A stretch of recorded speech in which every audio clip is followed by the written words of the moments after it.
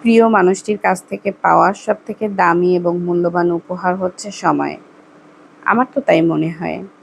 আপনাদের কার কাছে কি মনে হয় জানি না। কিন্তু তার পাশাপাশি ছোটখাটো গিফট পেতে কিন্তু ভালোই লাগে। তাই না? তো কিছুদিন আগে অনলাইন থেকে আমি একটা ঘড়ি পারচেজ করেছিলাম। আমার হাসব্যান্ড নিষেধ করেছিল যখন আমি অর্ডার করি। তখন সে আমাকে বলেছিল এই ধরনের প্রোডাক্টগুলো অনলাইন থেকে পারচেজ না করাই বেটার।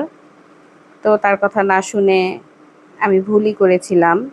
কারণ ঘড়িটা আসার পরে আ ভালো হয়নি। ঘড়িটা চলে না। তো তখন আমার খুব মন খারাপ হয়েছিল। আর সেটা আমার হাসব্যান্ড বুঝতেও পেরেছিল। তো আমাকে সে কিছু বলে নাই। শুধু বলেছিল, "থাক, মন খারাপ করো না। তোমাকে আমি এখান থেকে একটা ঘড়ি কিনে দেব।" তো তারপরে গতকালকে সে অফিস থেকে এসে আমাকে বলল যে, "চলো তোমাকে একটা ঘড়ি কিনে দিই। যেহেতু তুমি ঘড়ি পড়তে খুব পছন্দ করো।" আমি সবসময় হাতে ঘড়ি পরি। আমার ঘড়ি পরতে খুব ভালো লাগে। আর গতকালকে আমি আর আমার হাসব্যান্ড গিয়ে এটা পছন্দ করে নিয়ে আসছি। তো ভালো লাগা থেকে আপনাদের সাথে শেয়ার করা।